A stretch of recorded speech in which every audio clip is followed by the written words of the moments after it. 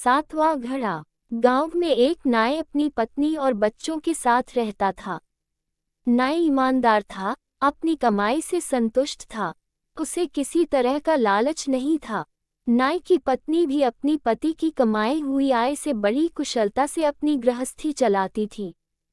कुल मिलाकर उनकी जिंदगी बड़े आराम से हंसी खुशी से गुजर रही थी। नाई अपने काम में बहुत निपुण था। एक दिन वहां के राजा ने नाई को अपने पास बुलवाया और रोज उसे महल में आकर हजामत बनाने को कहा। नाई ने भी बड़ी प्रसन्नता से राजा का प्रस्ताव मान लिया। नाई को रोज राजा की हजामत बनाने के लिए एक स्वर्ण मुद्रा मिलती थी। इतना सारा पैसा पाकर नाई की पत्नी भी बड़ी खुश हुई। अब उसकी जिंदगी बड़े आराम से कटने लगी। घर पर किसी चीज की कमी नहीं रही और हर महीने अच्छी रकम की बचत भी होने लगी। नाई, उसकी पत्नी और बच्चे सभी खुश रहने लगे।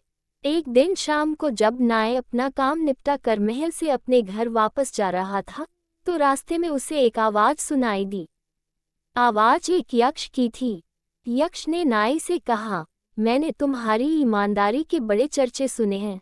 मैं तुम्हारी ईमानदारी से बहुत खुश हूँ और तुम्हें सोने की मुद्राओं से भरे 7 घड़े देना चाहता हूँ। क्या तुम मेरे दिए हुए घड़े लोगे? नाई पहले तो थोड़ा डरा, पर दूसरे ही पल उसके मन में लालच आ गया और उसने यक्ष के दिए हुए घड़े लेने का निश्चय कर लिया। नाई का उत्तर सुनकर उस आवाज ने फिर नाई से कहा, ठीक है, 7 घड़े तुम्हारे घर पहुंच जाएंगे। नाई जब उस दिन घर पहुंचा, वाकई उसके कमरे में 7 घड़े रखे हुए थे।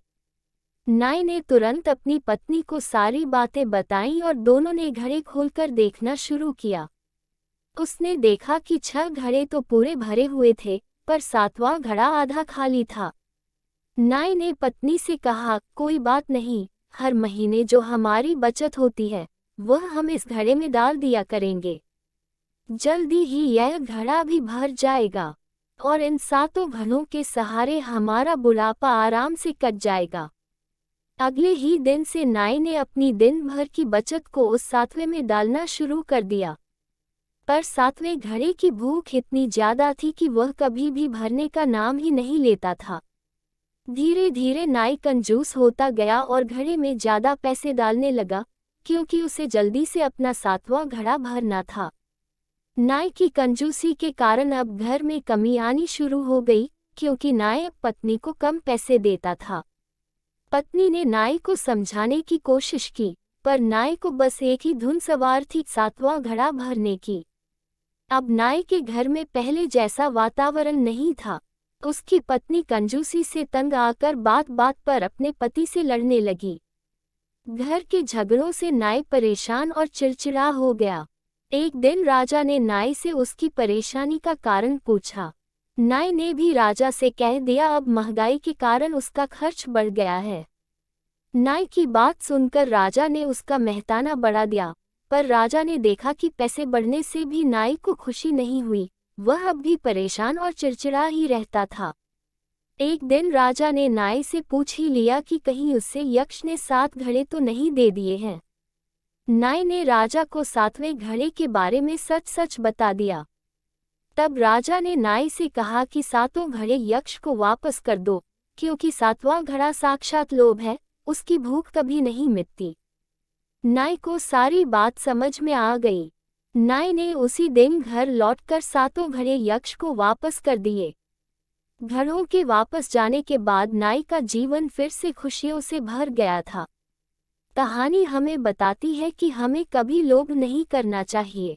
भगवान ने हम सभी को अपने कर्मों के अनुसार चीजें दी हैं। हमारे पास जो है, हमें उसी से खुश रहना चाहिए। अगर हम लालच करें तो 7वें घड़े की तरह उसका कोई अंत नहीं होता।